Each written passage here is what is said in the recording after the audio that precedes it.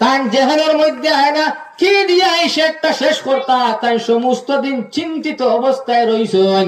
রাসূলুল্লাহ সাল্লাল্লাহু আলাইহি ওয়াসাল্লামের খেদমতের মধ্যে রাতের সময় গেলা, যাবার পরে রাসূলুল্লাহর আরজ করলা, ইয়া রাসূলুল্লাহ ইয়া হাবিবাল্লাহ, ইয়া রাসূলুল্লাহ আপনার খেদমতের মধ্যে আইছি।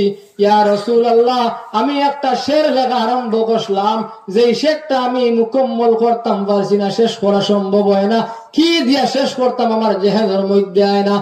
আল্লাহর রাসূল সাল্লাল্লাহু আলাইহি ওয়াসাল্লামে হযরত শেখ সাদিরে কইলা, ওয়া শেখ সাদি তুমি ফড়িয়া শুনাওছেন কোন শেরটা লেখা আরম্ভ করছলাই? হযরত শেখ সাদি কোন, ইয়া রাসূলুল্লাহ ইয়া হাবিবাল্লাহ আমি ও শেরটা লেখা আরম্ভ করলাম, বালাগাল উলা বিকামালিহি কাশাফাদ দুজা বিজামালিহি হাসানাত জামিউ খিসালিহি। ইয়া রাসূলুল্লাহ এর পরে কিতাব লিখতাম আমার দ্বারা সম্ভব হয় না। আল্লাহর রাসূল সাল্লাল্লাহু আলাইহি ওয়াসাল্লামে ফরমাইন, ওয়া শেখ সাদি লিখিলাও না, সাল্লু আলাইহি ওয়া আলিহি সুবহানাল্লাহ। ও রাসূলুল্লাহ সাল্লাল্লাহু আলাইহি ওয়াসাল্লামে এটা মুকম্মল করে দিলা, সুবহানাল্লাহ।